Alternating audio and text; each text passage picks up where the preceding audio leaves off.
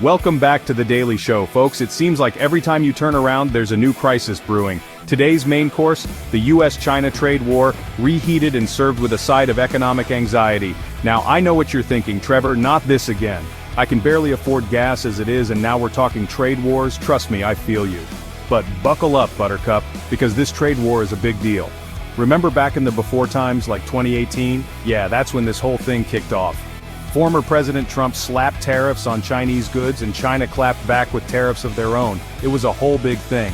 Fast forward to 2025 and things have gone from simmering to straight up boiling. Why are we back in the trade war trenches? Well, the US wants to reduce its massive trade deficit with China. They're also concerned about China's trade practices. China, on the other hand, says it just wants a fair shake. They're calling out the US for protectionism and bullying. So, what does this mean for you? We'll get to that.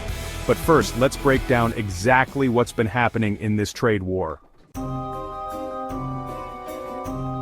Alright people, grab your spreadsheets and your thinking caps because things are about to get numerical. In February 2025, China decided to spice things up by slapping tariffs on some key American goods. We're talking coal, oil, even agricultural machinery.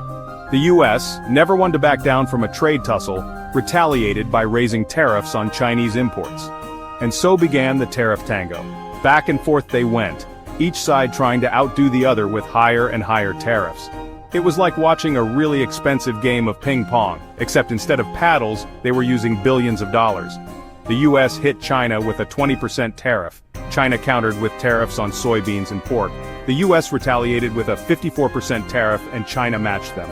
Then things got really wild. The US announced a whopping 145% tariff on most Chinese imports. China, not to be outdone, fired back with a 125% tariff on all US goods. Let me tell you folks, these are not your grandma's tariffs. These are tariffs on steroids. Tariffs that could make your wallet cry. So, what happens when two economic superpowers start throwing tariffs around like confetti at a parade? Well, it's not pretty. The U.S. China trade war has thrown a wrench into the global economy. Businesses are freaking out, markets are jittery, and consumers are feeling the pinch. In the U.S., prices for everything from clothes to electronics have gone up. Remember that $119 swimsuit you were eyeing? Well, thanks to the trade war, it's now a cool $360. Farmers are struggling to sell their crops because China, once a major buyer of American agricultural products, is now looking elsewhere. China isn't having a good time either. Their factories are slowing down, and their economy is feeling the pressure.